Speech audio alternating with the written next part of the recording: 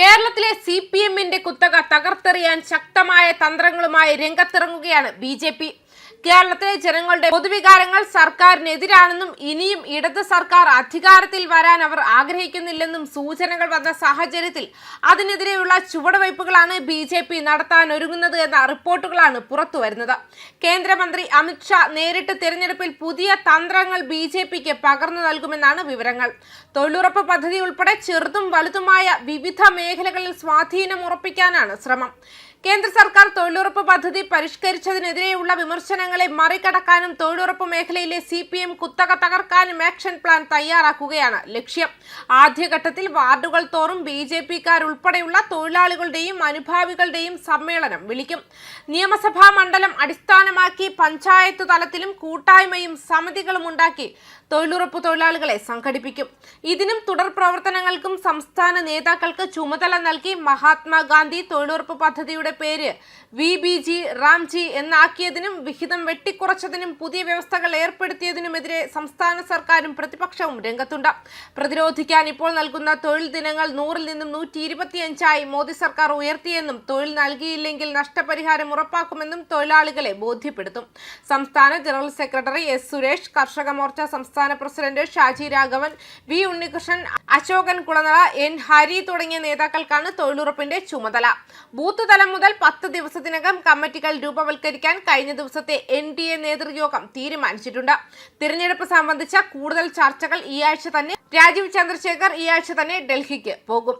അതേസമയം കേന്ദ്രം അടുത്തിടെ കൊണ്ടുവന്ന പുതിയ തൊഴിൽ പദ്ധതിയെക്കുറിച്ച് തൊഴിലാളികളെ ബോധവൽക്കരിക്കുന്നതിനായി ജനുവരി 15 മുതൽ BJP സംസ്ഥാന യൂണിറ്റ് ജില്ലകളിലുടനീളം ഒരു വർക്ക്ഷോപ്പ് ആസൂത്രണം ചെയ്തിട്ടുണ്ട്.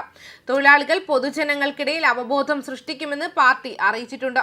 ഞായറാഴ്ച ആരംഭിച്ച പദ്ധതികൾക്കെതിരെ കോൺഗ്രസ് സംസ്ഥാന വ്യാപകമായി നടത്തിയ പ്രതിഷേധങ്ങളുടെ പശ്ചാത്തലത്തിലാണ് ഈ നീക്കം. തിങ്കളാഴ്ച റാഞ്ചിയിൽ BJP സംസ്ഥാന വ്യാപകമായി ഒരു ശില്പശാല സംഘടിപ്പിച്ചു. അതിൽ കേന്ദ്രമന്ത്രി മനോഹർ ലാൽ ഖട്ടർ പങ്കെടുത്തു. ജനുവരി 15 മുതൽ 3 ദിവസത്തേക്ക് പാർട്ടി ജില്ലാ അടിസ്ഥാനത്തിലുള്ള ശില്പശാലകൾ നടത്തും. പുതിയ പദ്ധതി ഗ്രാമീണ തൊഴിലിന്റെ സുസ്ഥിര വികസനത്തിനുള്ള ഒരു മാർഗമാക്കി മാറ്റും. വികസിത ഇന്ത്യ 2047 എന്ന ലക്ഷ്യവുമായി VBG റാംജി യോജിപ്പിച്ചിരിക്കുന്നു. ദുർബലമായ ഭരണ സംവിധാനം, അഴിമതി, വികസനാധിഷ്ഠിത സമീപനത്തിന്റെ അഭാവം എന്നിവ കാരണം MGNREGA-യുടെ ദീർഘകാല ആഘാതം വർഷങ്ങളായി വഷളായിക്കൊണ്ടിരിക്കുന്നു. ഖട്ടർ മാധ്യമപ്രവർത്തകരോട് പറഞ്ഞു.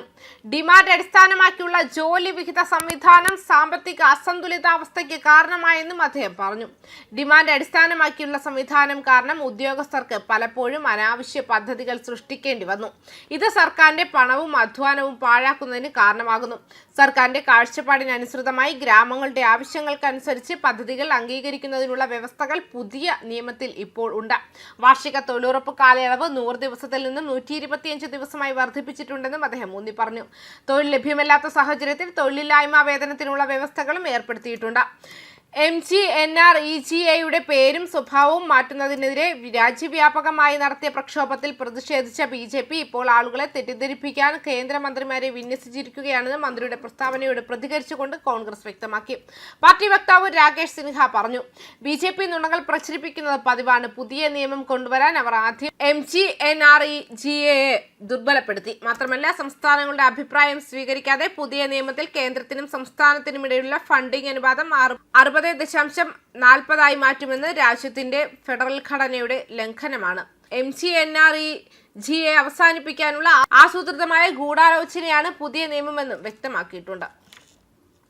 ന്യൂസ് ഡെസ്ക് കർമ്മ ന്യൂസ്.